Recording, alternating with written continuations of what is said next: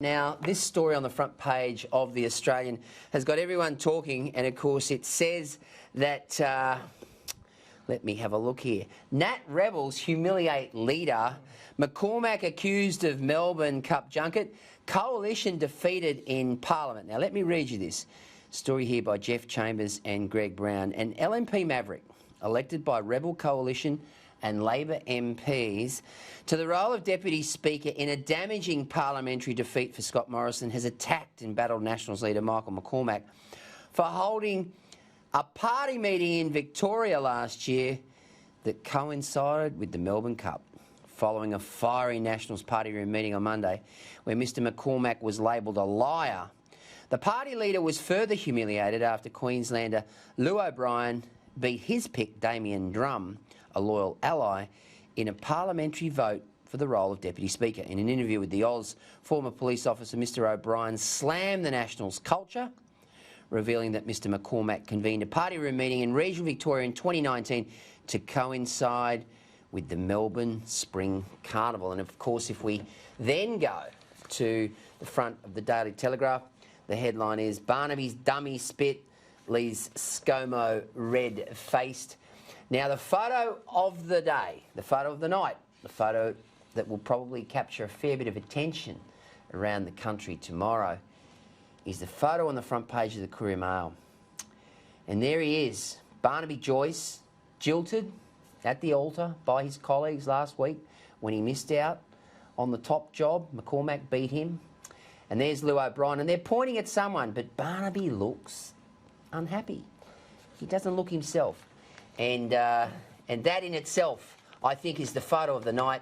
Gentlemen, Scott Emerson, you've been around politics a long time. This is not good news for the coalition at the moment. No, look, it was embarrassing for Morrison. It was humiliating for McCormack to see his pick for the deputy Speaker's role there being defeated by Llew O'Brien, someone who, look, Llew was a former vice president of the Country LNP. Corp. Yeah, but no one really knows who he was. He hasn't really kicked too many goals in Parliament. No. But this is all about the ongoing infighting in the Nationals. The fact that Llew O'Brien, we were on the front page last night talking about this story. Renee Valaris broke this story last night for the Courier-Mail that he was quitting the National Party room. He'll sit in the Joint Party room. He's an LNP member. He's not a National Party member. That makes all the difference, apparently. But the fact that this just shows that McCormack is not just humiliated, I think he is kneecapped as leader now. Damien, I think the Labor Party has played this beautifully. I mean, the way in which they ambushed the coalition today with this vote on the Deputy Speaker's role. Now, of course, it's obvious that Barnaby Joyce, who else was in the Barnaby camp? Oh, look, Canavan was in the Senate, but there was about three or four votes today. Look, Ken O'Dowd would have voted for that. You would have thought that George Christensen would have voted for him as well. So Joyce would have voted for him. But, you know, look, this is just those numbers there. You know, to have McCormack's choice being defeated on the floor, you know, why does this guy even bother anymore?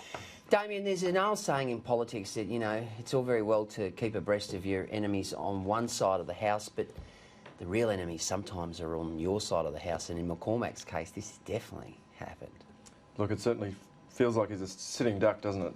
And it's only a matter of time before they roll him again or have another crack, and probably will get the job done this time. But look, it was interesting just watching it all play out this morning and this afternoon, especially when you see the deadpan delivery from McCormack himself, just saying, well, yeah, that's how these things work. Nothing to see here. What's the problem? Yeah, it's clear that there's huge drama behind the scenes there, and old Michael will be sweating bullets.